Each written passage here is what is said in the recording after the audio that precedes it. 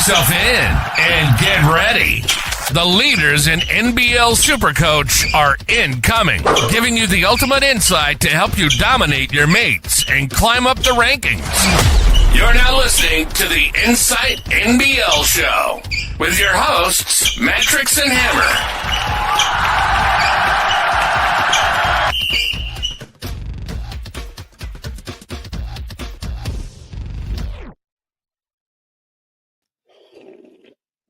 Hello and welcome back to the Insight NBL Show. I'm the Supercoach Matrix and Hammer's away for work at the moment, so I've got my little subby in. I have Maverick. I'm not going to call you NFL Maverick, but I've got NFL Maverick from our NFL show. Huge Southeast Melbourne supporter and been going all right at Supercoach this year. Mate, how have you been? You can always call me the NBL Maverick this week. I've just come off the old NFL show. I've got some big shoes to fill with Hammer as well. I mean, he's probably double my size, probably in height. 13. Yeah, height and weight. He's probably got me covered. So I can't go too hard because otherwise he'll probably beat me up or something like that, or challenge me one-on-one or something like that, and I'll get found out pretty quick. But all in all, mate, really pumped to talk some basketball. My first NBL show, and mate, I think it's been a fantastic season so far. Yep, I've been really enjoying it. I've been loving the imports, just loving the NBL in general. Mate, I was actually enjoying the NFL today too, until the Chiefs hit that side post. I thought we had it, but anyway. Guys, on today's show, we're going to go through how we went. We're going to go through our breaking news. We have our squeeze of the week. We, of course, have our game reviews. That's why we're all here. And we're going to be answering your questions along the way. Drop your scores in the chat. I might start with mine. 528 this week. Moved up 34 spots back into the top 200. I'm 181st now. Look, I did have Dr. Death. Dr. Doolittle this week, which ruined a few things. But, I was going back and forth between captaining PJC and Bryce Cotton. Went with the safe option in Bryce Cotton and really paid off for me, mate. How did you go this week? I went just a little bit worse than you. 506 this week. I had the Doolittle as well. It did hurt, but mate, all in all, I actually forgot to trade on before the Thursday night game. I didn't realise it started at 5:30 in New Zealand, 7:30 New Zealand, 5:30 our time. So I ended up trading probably at 7 o'clock our time, and I couldn't get Jack White in, mate. So I had to go next best, which was Tyrell Harrison and Casey Prather came in too. So they went bonkers for me, and I probably actually won out in the end. So I was happy with that. Yeah, actually, you probably got kissed on the wee a little bit there. But Tyrell Harrison was great. Casey Prather, of course, was great again this week as well. Really interesting week. Let's just head into a little bit of breaking news first. It's time for some news from around the league. Mate, the big one for Supercoach owners, Dr. Doolittle went into the locker room 2 minutes into not only his first game of the week, but his first game in the double. And that just really stung. It did. And not only just for the points, but just losing money on top of that as well. He was already coming into the week as a fairly, not expensive as such, but just lost a shitload of cash as well. So, look, all in all, I read your Twitter post, mate. I think it was, 79% of people in the top 5% owned him. So all in all, it wasn't a massive blow to anyone that did hold him. But those 21% that didn't have him cashed in hard.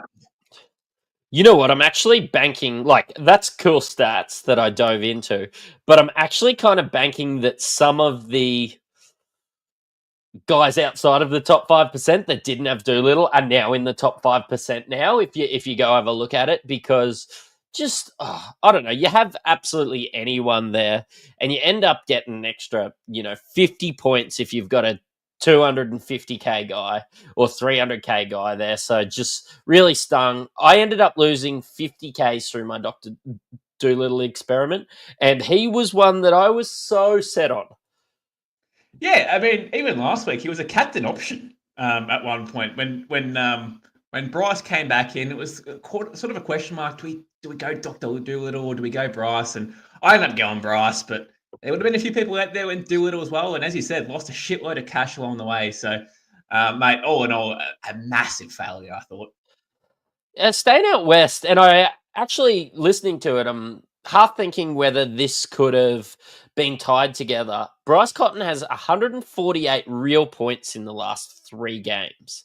Now, rumors are there's a few. He's on some NBA radars, only after the NBL season finishes. But Bryce has been on an absolute tear, and I wonder if maybe a little bit of help out there in Doolittle and stuff, and he wouldn't have been jacking as many shots. But he's been on the biggest hot streak I've ever seen in NBL history. Oh, mate, unbelievable! It's seriously crazy, and especially if you captain him on the way too. He's just at the moment you can pretty much set and forget him at the captain position. So, yeah, and if he goes into the NBA, I don't think he will. I think he's pretty set on staying in Australia. But if he does, that'd be awesome to see as well, because I've always thought for at least the last 5 or 6 years that this guy should be in the NBA. Like he's so talented. But yeah, it just hasn't really made the jump. Hasn't really been involved. Yeah, I mean, he's got like a career high 21 points or something in the NBA. But look, I think he's a lot better player than he was now. But from what I was reading is maybe just after the NBL season finishes, maybe, signing with a contender. I think Andrew Bogut did that for one of the Golden State runs. Just signed right down the end, didn't play a heap. But, yeah, look, I suppose some insurance there. And you know that he's somebody that can step up in the big moments. Mate, another little mighty mouse, Kendrick Davis. He's about to be the first player in NBL's short history to hit 500K. Barring, honestly, he would have to break his leg or something pretty early on in next game to not do that with the tear he's been on. Of course, he's come back this week after a 2-game suspension. Oh, mate, he's so fun to watch as well. I mean, in that return, he really just said it was him or bust in this game, and he was pretty good, and it seemed like he was pretty mature as well coming back from suspension. I was listening into his halftime interview, and he said, "Yeah, look, it is what it is," and we just sort of just got past it. But 66 points, mate, it's massive. 14 break even. Yeah, he's gonna easily smash that 500K plus. And coming into a double next week too, mate. It's going to be hard to try and fit him in. But God, you'd want to get him at this point. Yeah, absolutely. I don't know. It's hard to call somebody 500K. I'm speechless talking about him. It's hard to call somebody 500K and must own, but he could very well be when we have a look at his stretch in a little bit. Staying with Adelaide, Harrell is set to return this week. Probably puts a bit of puff out of Isaac Humphries and your Lat Mayans and some of those guys. Yeah, Drell Martin too. Sort of out of not out of the rotation, but minutes wise, he'll be limited as well. But yeah, definitely Isaac Humphries had all effect. But yeah, I'm excited to see what Trez comes back because they've got no DJ Vasiljevic either. I think he's out for about a month. On top of that, so they're still very undermanned at Adelaide. So it's pretty much going to be the Kendrick and Trez show, I'd say, for the next few rounds at least. Anyway. Yep.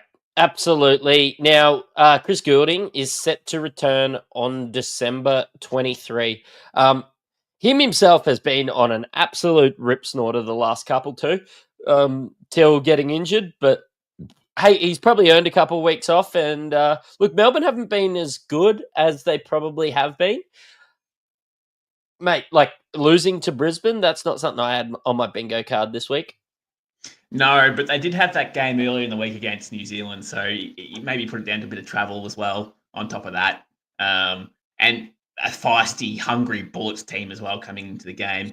But yeah, I agree, mate. They need Goulding in. He's been on fire, even in that in those couple of games in the World Cup qualifiers as well. He still continued that red hot form, and they need him in desperately, mate. Because if he stops flopping, he's probably one of the most fun players to watch. He can get hot so quickly. I love watching him play. I'm just going to go out there and say it. I also love to hate him. So I knew there was something I didn't like about you. yeah.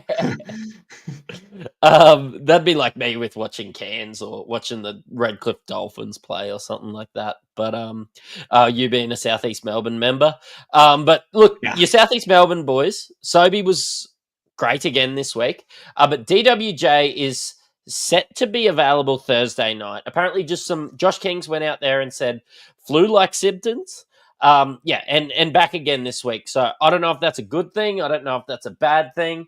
I'm actually really interested to hear your take, being a little bit closer. I know I've seen where your seats are; they're just right in there behind the bench. If you've heard anything, let me know, man. But Yeah, it's going to be interesting. I don't know where he fits into the team at the moment. I mean, especially the emergence of Owen Foxwell coming through as well. Sobe's been pretty good. Glover's been pretty much nearly career best form. So, it's hard to predict what. It's hard to predict what the I've got a leopard pen here too, might I add. It's hard to predict what he's going to be able to do. I think he'll start, but the minutes wise, it's going to be hard to predict and see where he's at. I'd say anywhere between about 10 to 15 minutes is probably where he's going to be at. But mate, especially we'll recap this game a bit later on. But they needed a import in this game to step up, and it was really Sobey or bust. So I found anyway. But yeah, it'd be interesting to see, mate. I want to see what Derek Walton's dad has to say about it too. yeah, cool. I'll slide into his DMs again and see what he's thinking. Mate, at this stage in the night, we go through our squeeze of the week. So honestly, outside of the what NBL hands out, we give away the best price in NBL Supercoach. So our long-term sponsors, Squeeze of the Week, hand away some of their squeeze packs. They hand away their 4-in-1. I know you've got one, Maverick.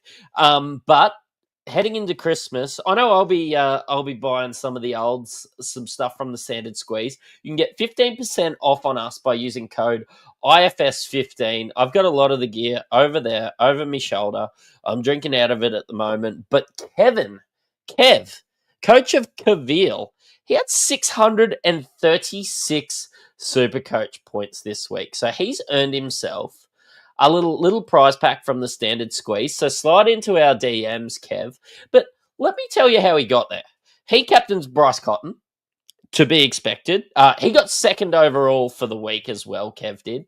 But he captained Bryce Cotton, had Jack White, had Casey Prather, Tyrell Harrison, and Keandre Cook in the starting lineup. Now, he had Max Darling, 32, 103K. We'll be talking about him later. We had Angus Glover, 35, Kendrick Davis, 66 on the single, Rob Lowe, 70, and Ben Henschel, 49. That's like the perfect world. What did he score overall? Number 2, wasn't it? You were saying Second overall. Yep, for the week. What's his overall ranking? If you've got that handy. No, I don't have that in front of me. Don't have that handy. But that's a very good roster. I'm looking at that going, shit, he'd be pushing. He'd be easily top 50, top of my head. That's a very good roster. And he's got a lot to play with there on his bench that can give him a lot of options, trade options. He's 3,000th overall. Jesus. So so he's not in our top 10. Not a sniper team. Actually, I just noticed the second team for this week was called the Ray Guns. Maybe I should give him a standard squeeze pack because I rate that name. But yeah, just for the name. Actually, our leader dropped 18 spots this week, Michael. He was second overall last week. But yeah, of course, was bitten by the Doolittle news. And Captain Parker Jackson had a really good team. Quite similarly to mine, with Isaac Humphries in the starting lineup and no Tyrell Harrison. But, Captain Parker Jackson Cartwright instead of Bryce Cotton. And, of course, had the Doolittle. So, dropped 18 spots this week, Michael. And just in that captain spot alone, you probably lose about 50, 60 points. So, that in itself is just very hard to swallow that pill. Yeah. Mate, there are some very good teams out there. Let's have a look at how they got there with the little weekly review.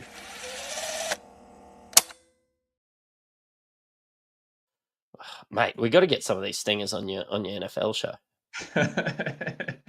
Yeah. Mate, the first one, which was 4:30 Queensland time, you're complaining about missing the 5:30 one. But I missed the first 30 minutes because I was still at work. And it was Melbourne United ripping the New Zealand Breakers one. Look, let's just start off with a captain option, and that was Jack White. Jack White owners would have been pretty happy. Got the 5 points for the double bump, 16 and 10 with assists, blocks, steals, all in the mix.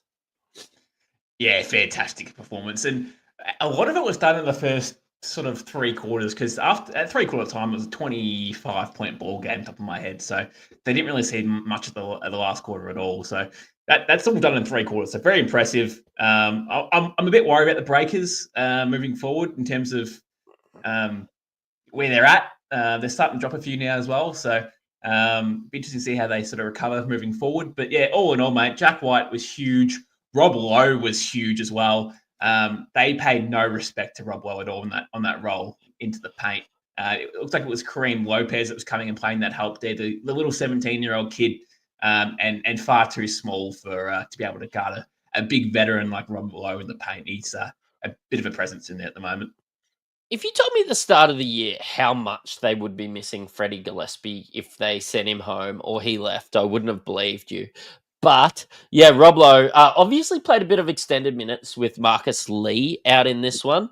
But look, doing Rob Lowe things, again, not on my bingo card, did not expect to see 280k Rob Lowe this year. Shea Ili and Delhi did a lot of the assist work in this one.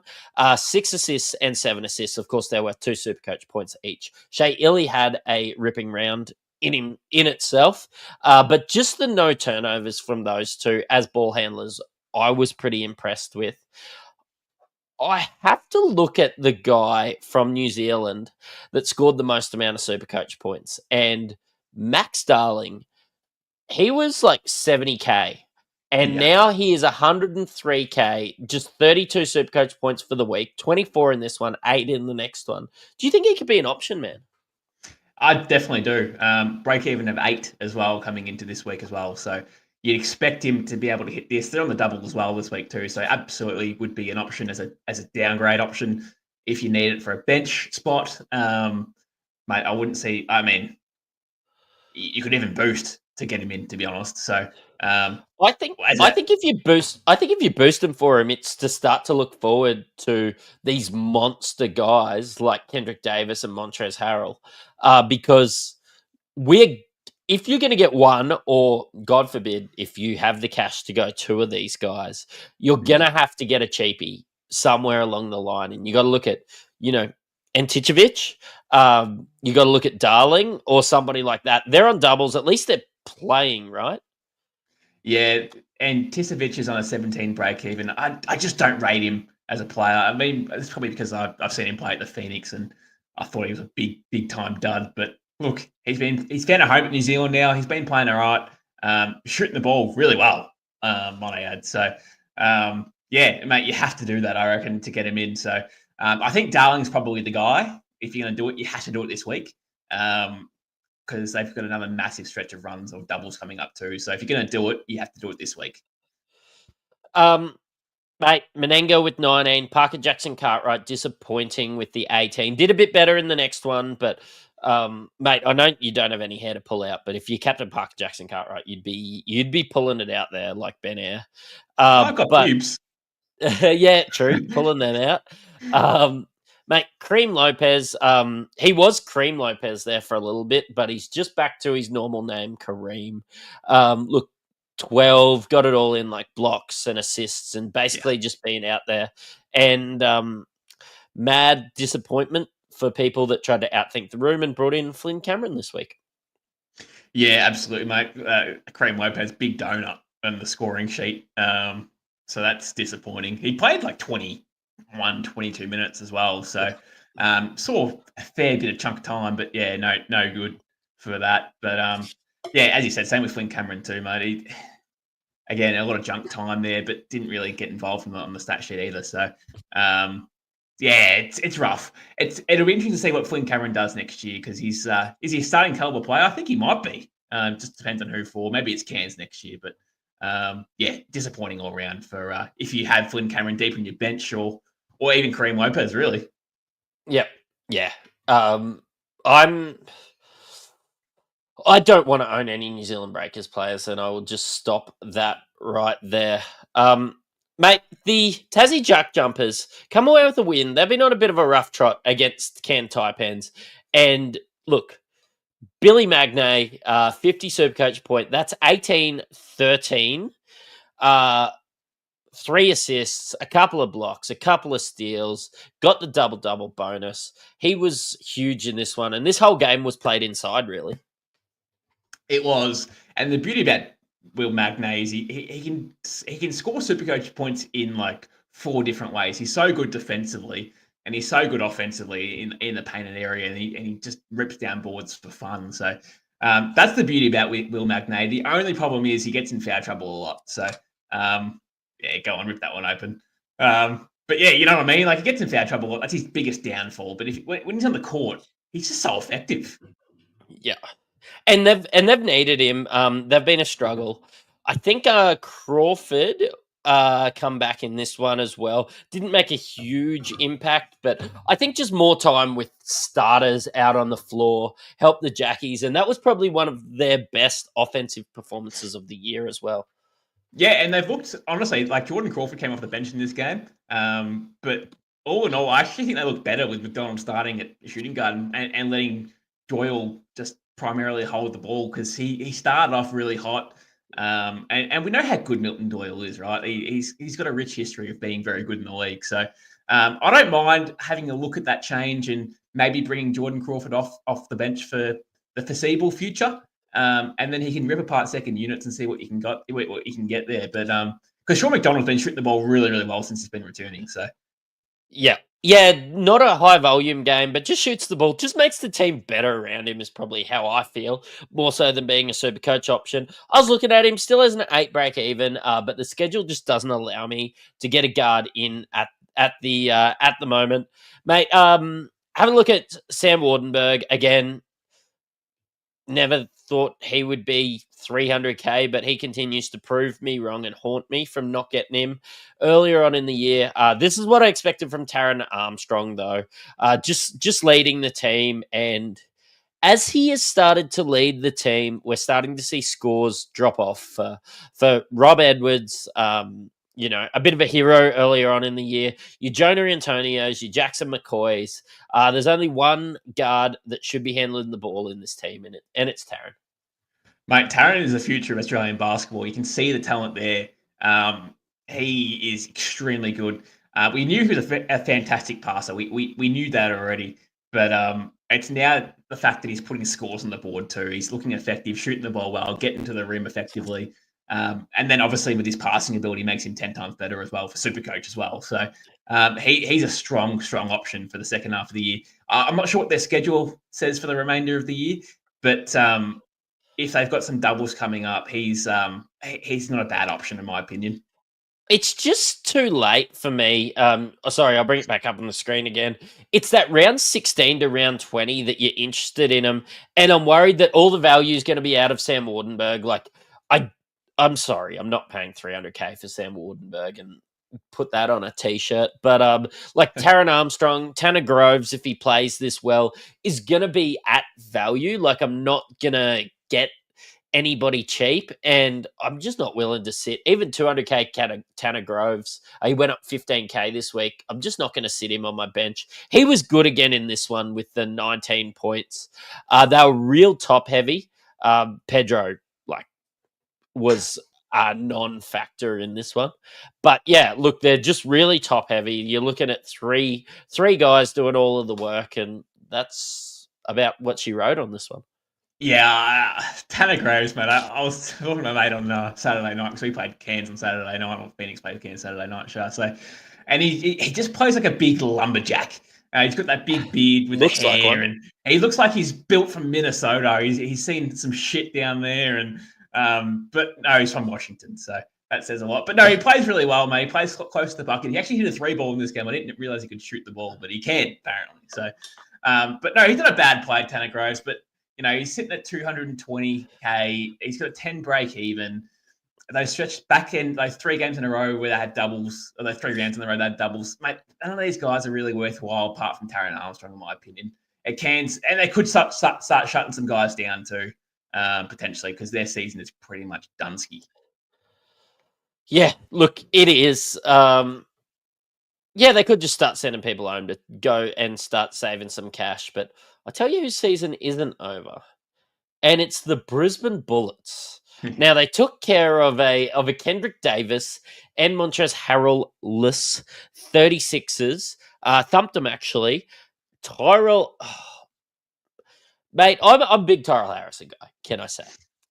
But I brought in Isaac Humphries instead of him, and until this last quarter, where Humphries got a little bit of junk, I was sweating bullets. I had Josh the Supercoach Whisperer in my DMs, absolutely giving me a spray about this one. Did you just go the no pun intended saying I was sweating bullets? Oh, I didn't even mean that. That might be a bit of a t-shirt too. But no, that was it was honestly the perfect round for Tyrell Harrison, I thought, against centers that are playing closer to the bucket. So he wasn't forced out of the paint, because we know how good he is in the paint. Big New Zealander. He loves a bit of contact. What was it, 19 and 18, I think, in this game we're talking, I think it was. Yep. So big game. Big weekend, really, for Tyrell Harrison. I was very impressed. Casey Prather continues to turn back the clock too, might I add. He is in some sensational form.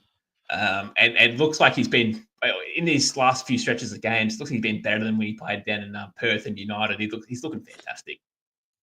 Yeah, and he's not that old. I think he's 33. Just been injury ridden in the last little bit. How do you feel about his wife interviewing him at Bullets games, mate? That is a bit strange. I'm not going to lie. That is strange. I don't like it. Yeah. Anyone else, please? It's bring your wife to work day. I try to avoid that one. I was going to say, could you imagine doing that at your workplace? Nah, not a chance. But yeah, look, you're looking at Casey Prather, 33 real points, 42 Supercoach points. You've got Humphries. You've got Rasmussen there with 28. I know a lot of people were interested in him. I just didn't like that it kind of just felt like a 1-week play. I'm not sure how much run he's going to get with Kendrick back. But look, really good in this one. But inflated by steals, which, again, isn't something that you can bank on every single week. Did you see anything you're interested in this one? I just scrolled down a lot to see Keandre Cook and Bateman, who are on my team, to see how many points they scored. Yeah, you have to scroll down a little bit too to find them. That's the disappointing part when you look at those two men. But no, Bateman's been losing cash. He's starting to get in that slide now. He's got a break even of 54 coming into this week. Will he hit that break even? It's very questionable. He might need another 50-point game to be able to hit it. So, yeah, it's pretty gross when you're talking about James Bateman for sure. And I don't mind Keandre Cook, to be honest with you, mate. I really don't mind him. Again, another high break even this week. But I think if you're going to have anyone in as a Bullets guard, he's the guy. But he doesn't make me excited. Mate, Mitch Norton has kind of outplayed him in the last couple. Yeah, he has. And Mitch Norton, the veteran guard, knows the game pretty well, been around for a while. So that's no surprise. And but yeah, again, not really a relevant Supercoach option in my opinion. No, I don't think I'm ever paying 200K for Mitch Norton either. As much as I love the guy, good team guy, I think that he is somebody that if I was a good basketball player, I would like to be more like Mitch Norton. I will say though, the guy that I'm looking at that would be in some teams and on benches as well is Rocco, who still hasn't really been seeing many minutes as well. I think he saw maybe 5 or 6 minutes in this game, but again, it was dominated by Tyrell Harrison. So why would you go away from that? I don't know. Like, I know that he was projected lottery pick at the start of the year, but I can't see him getting picked in the first round. I think he's now in the 20s. Yeah. I think it's like a Hashim Thabit kind of situation. He's a big boy. Look, I don't think the Bullets have been using him effectively, might I add, too. Obviously, in those weeks where there was no Tyrell Harrison and Zakarski was starting, I don't know. He seems like he's a bit fragile going in the paint. Doesn't really know what his role is.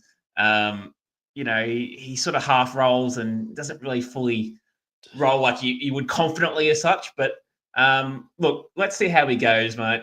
He's still got the second half of the year to play. But yeah, look, he's on a free fall for Supercoach though. He's got to break even at 50. He definitely won't hit that, and he's at 134 currently as well. So he could be down to the 100K soon. No, absolutely. I am not looking at him, regardless of how good the schedule is. Mate, Perth lost this one.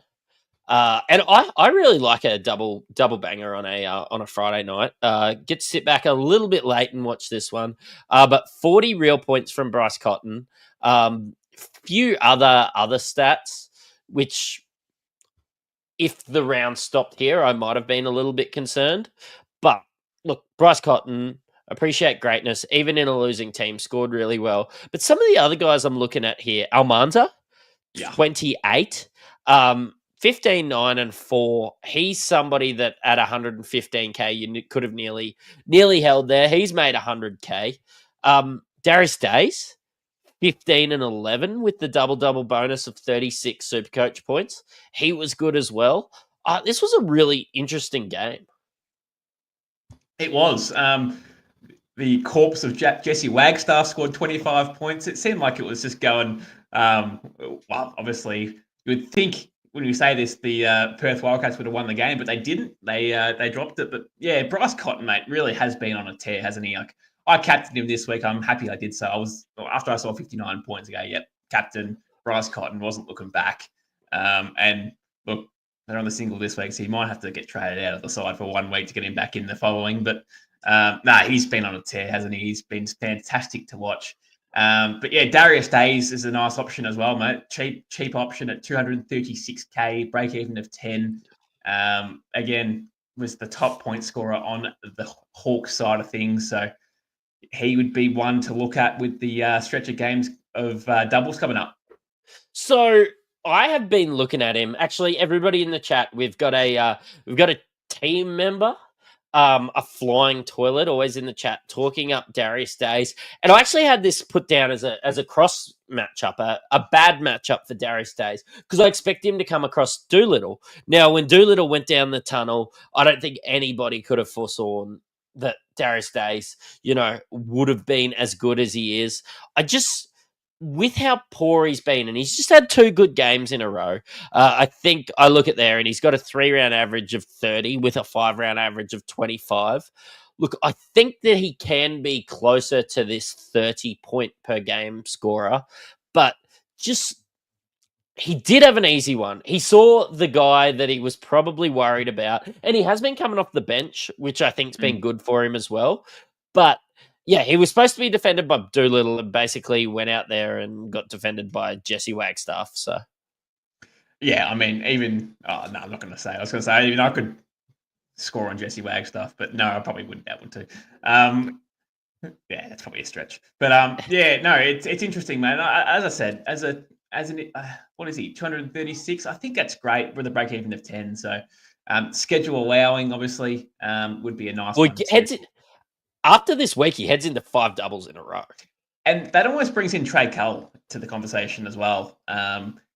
When healthy, he seems to dominate too. I mean, I don't have the balls to bring him in. I've seen too much bad Trey Cull to be able to trust him. And health-wise this year, he hasn't been the best.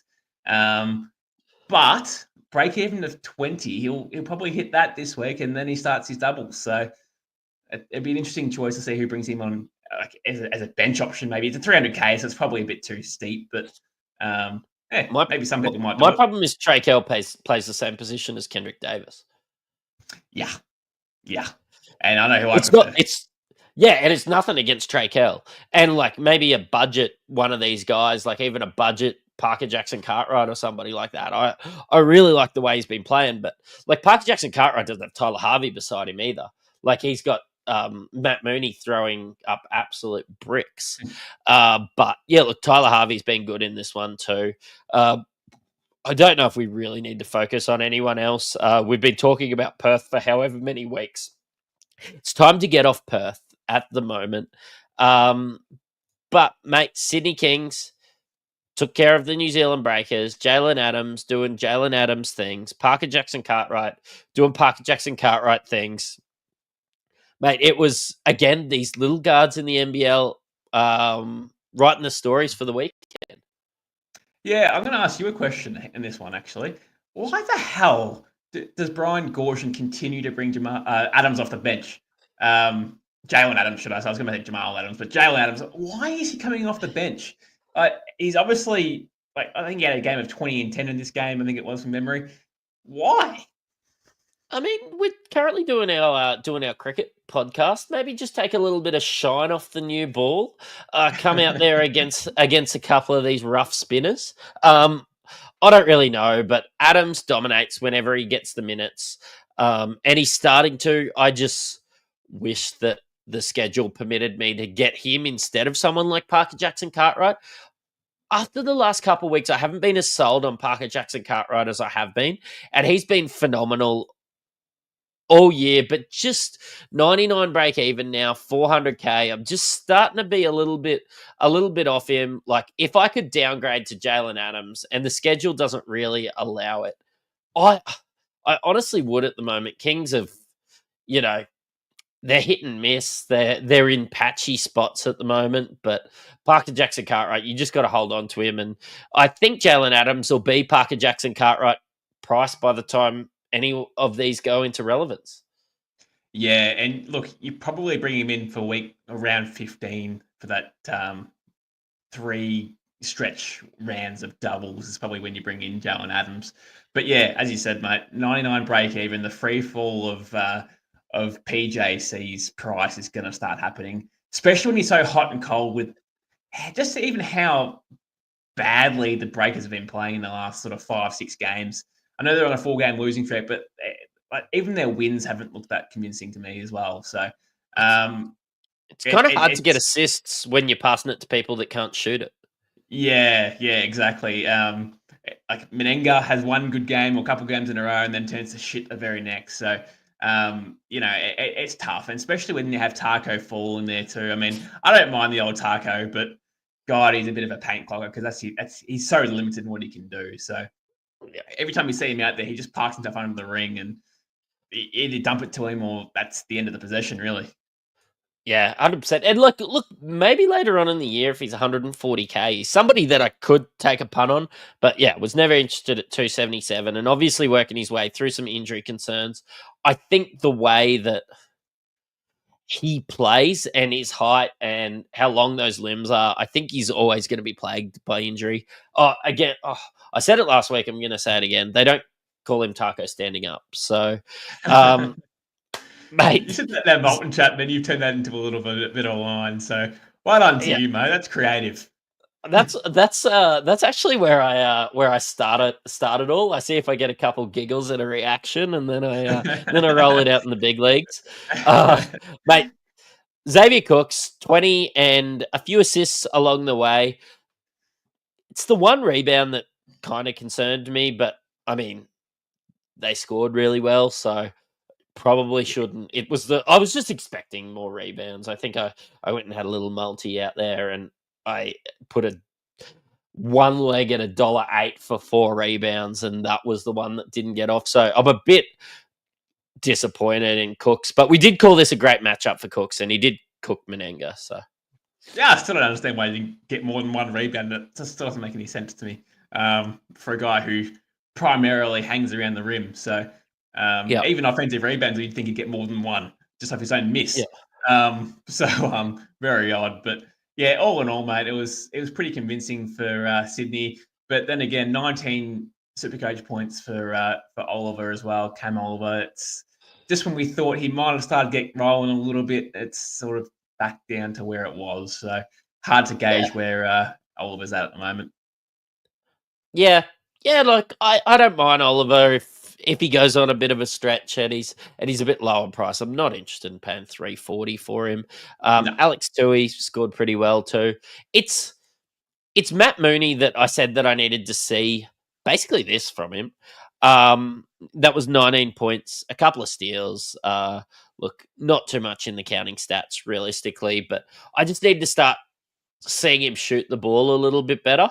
And I probably need to see a couple weeks of this before I consider getting him. And I think they're just going to be finished with the schedule by then. So Yeah, and he's at 233K at the moment too, with a 43 break even. So it's an interesting price. It's a real you go for it or you don't. Like I sort of hope he drops a bit more cash this week, and I might actually bring him in when he gets back on the doubles again because it'd be a nice bench option. Yep. Yeah, true. Mate, your Southeast Melbourne against Cairns, did you go to this one? Was this in Southeast Melbourne? I did, yes. Interesting game, mate. It was the Phoenix probably one of the most frustrating teams to support, I reckon, because they looked so good in that first half. They were dominating. They're up by 18 points in the second quarter, and you were thinking, "Oh shit, they're just going to run away with this." But again, they fall asleep in 5-minute, 6-minute spurts. The game is pretty much even, and then they got another run. They're up by 10 to 12 points. They fall asleep again. They're down by 7 points with like 6 minutes to play in the last quarter, and you're thinking, "Wow, we're going to drop this game again, aren't we?" But no, it was Sobe or bust in this game, mate. It was really just he went hero mode. He needed to go hero mode, and he did. 40 Supercoach points. He was actually quite good in this game. The shot selection I thought was quite good, which has always been a big negative for mine on Sobe.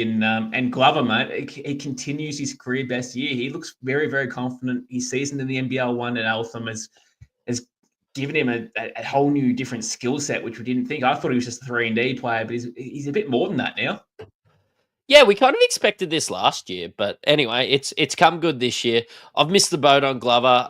I've missed the schedule and everything like that, but continue to enjoy watching him play. Can I just drop that Nathan Sobey made 100K earlier on in the year? I just hadn't said that this episode yet. Matt Hurt, I think this is more like what we expected of him, and he sort of cooled off a little bit, but I mean, heading into a double, you could do worse than 320K duel, Matt Hurt, couldn't you? Yeah, so Matt Hurt's currently stuck on my bench at the moment. I've been holding him for weeks and weeks and weeks and sitting there. And look, that's fine. I have no problem with Hurt sitting there. And maybe this is the week that I sub him in and he can start because, mate, honestly, he did not have a good game on the eye in this game. Shot selection was just awful. Out of rhythm, one-legged fadeaways that really didn't need to be had, jacking up shots that are out of rhythm. It was just honestly gross. But stats-wise, mate, he absolutely dominated. Had a double-double. I think he had 14 rebounds in this game. Like a huge game. And yeah, scored 33 Supercoach points. And yeah, as I said, he's going to be a nice option this week if you wanted to trade him in for the week. But I dare say, if you haven't got him, you probably don't trade him in. All right. Look, then that's what I brought you on for. Yeah, and that's what I brought you on for when I was messaging you and I was like, "Oh, look, Hammer's away for work or whatever," and you're like, "Yeah, you're actually really keen," and you're like, "What do you need me to do?" I was like, "Well, I got a Christmas party on Saturday, so watch those games, hey?" Because I was I was just watching tape of me singing Stacey's Mum over and over again on the karaoke machine at the work Christmas party. And Jackie. Yeah, absolutely. No, it was interesting, mate. I thought Woodenberg was really good for Taipans. I thought Taron Armstrong again was fairly decent. Had a double this week, obviously, and capped off I think a very solid weekend for Taron Armstrong.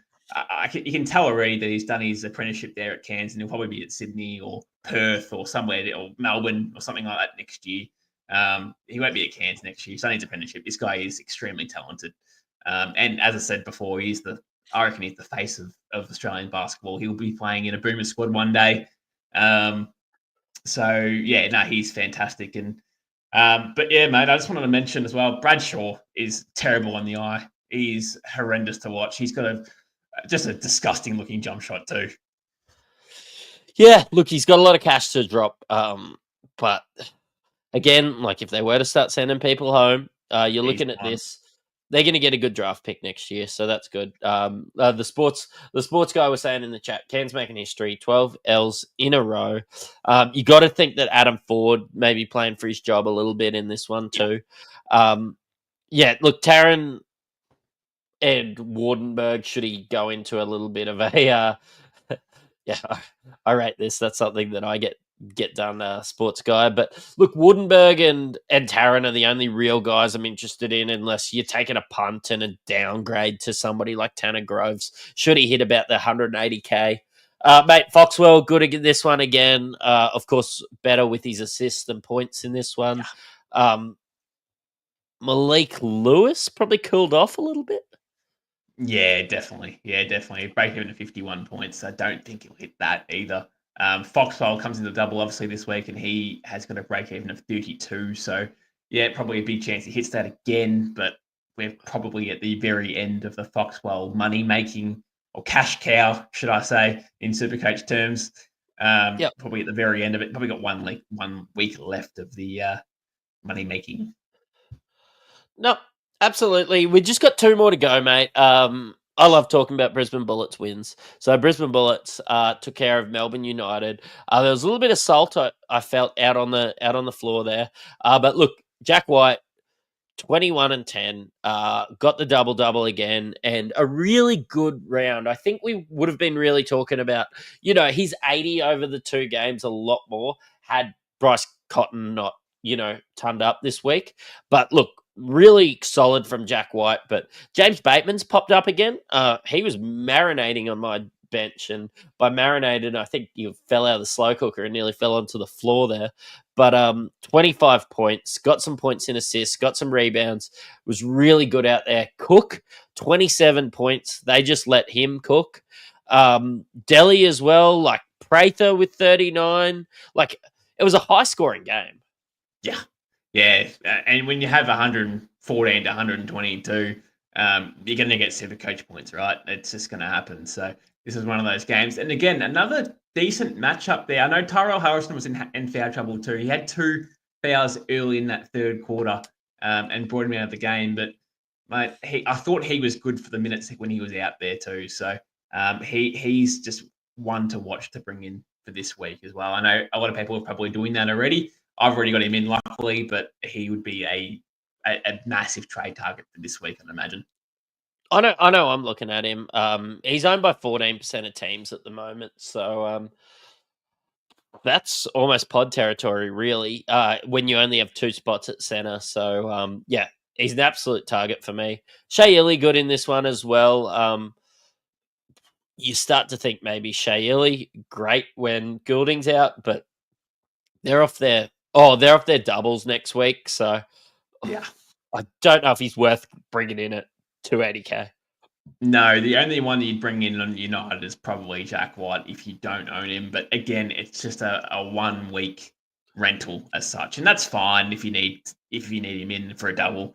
But the reality is just a 1 week rental. So there's maybe other options like Matt Hurt if you want cheaper options. I think actually there might be similar prices, but 330, yeah. So yeah, like if they're both 1 week rentals anyway. So Matt Hurt and Jack White, but if you had to pick one, I would probably roll with Jack White. No, absolutely. Do you think Casey Prather can keep this up? Like, he scored 30 odd, he scored 27, assisting, rebounding. Of course, we've got Bannon out of the team, but he comes into this week with a 39 break even. I didn't expect to be paying a big Casey Prather guy as well. Didn't expect to be paying 300K for him, but mate,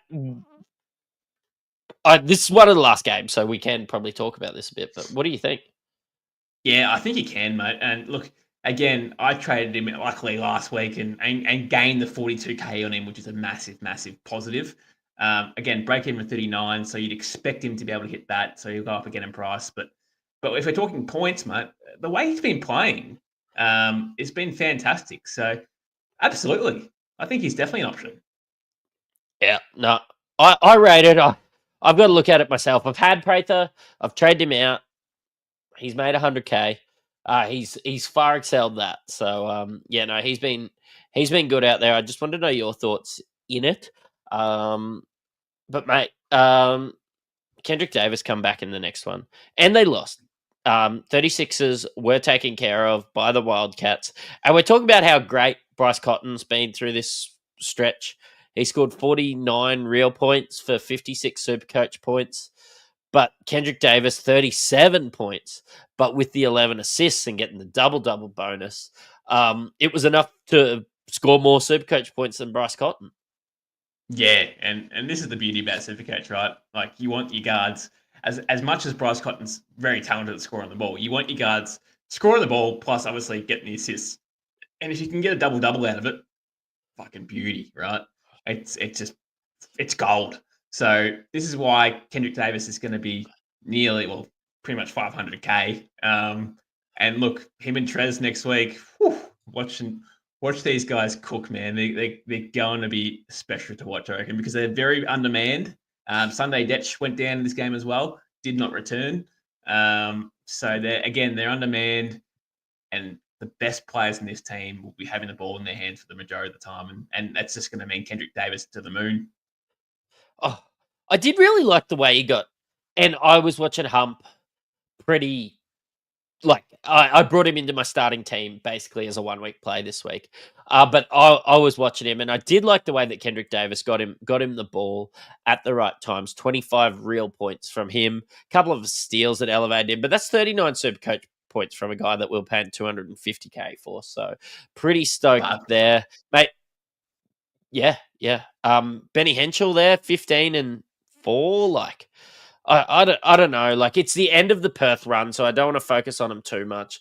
I just could probably just go out there and say Ben Henschel was great through this stretch. Almanza was great through this stretch. But now it's more about focusing on how to get these outside of Cotton, because he's got a 20 break even. So he's going to...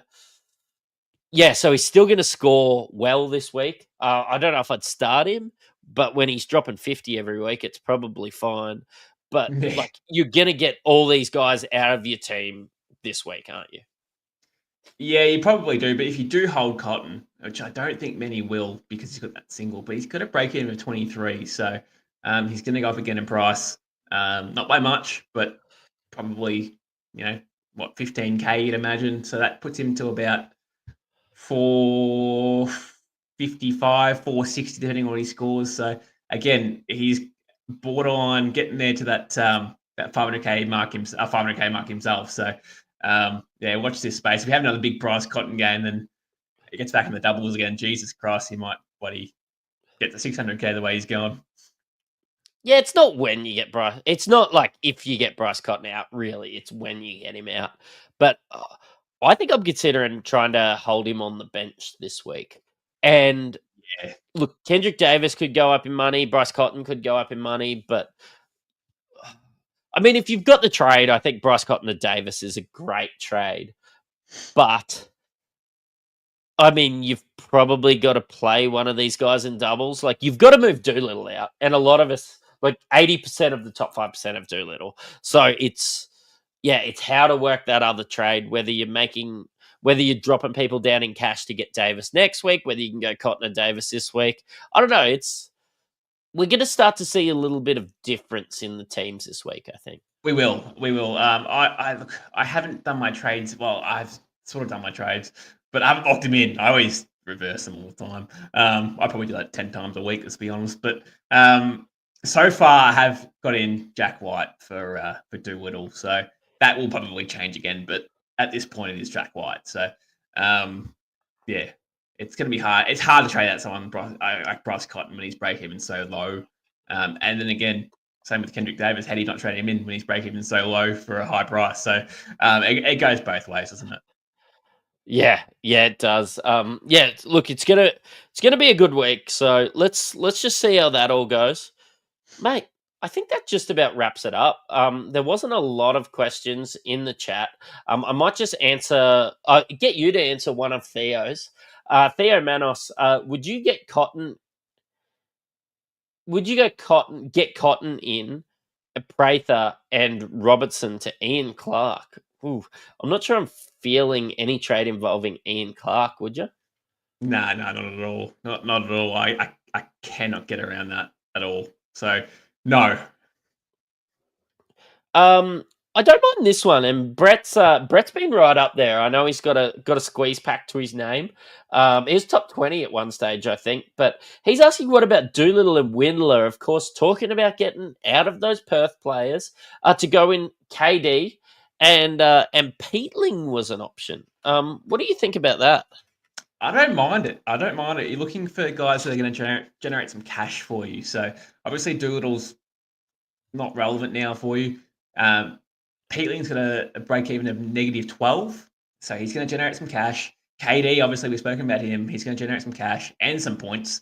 And look, Peatling hasn't been awful as well. He's been scoring pretty well, like 20s as such, and been starting too. So minutes been there for Peatling. I don't really like Peatling as a player. I think he's pretty crap. But look, reality is he's starting. His break even's -12, and he's a cashy. So absolutely, I don't hate that at all. Yeah, I like Peatling. I think he's one of the guys. I prefer Peatling to Max Darling.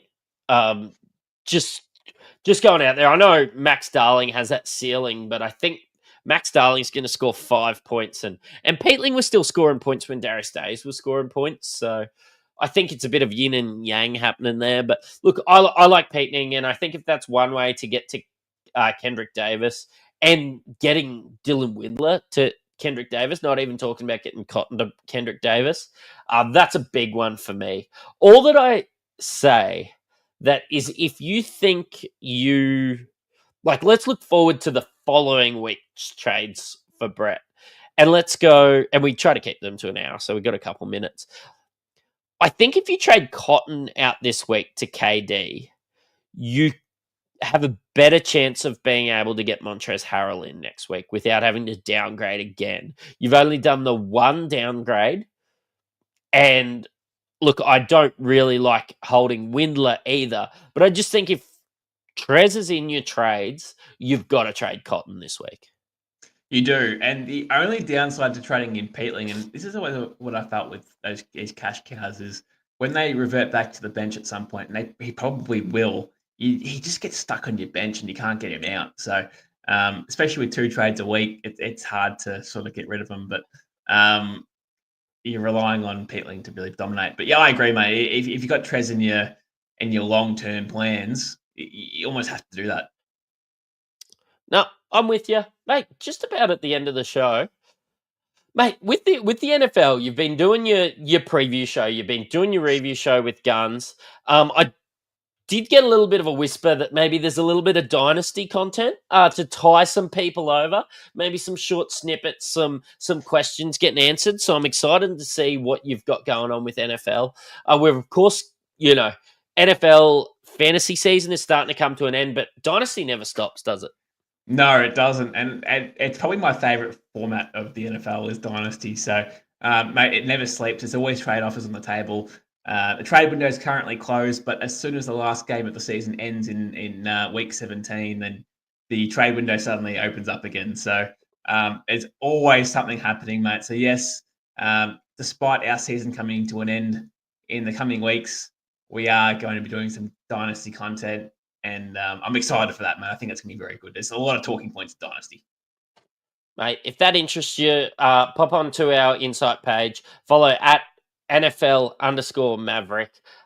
You've, of course, got me at Supercoach Matrix, at SC_Matrix. And you've listened to an Insight Fantasy Sports podcast. Cheerio.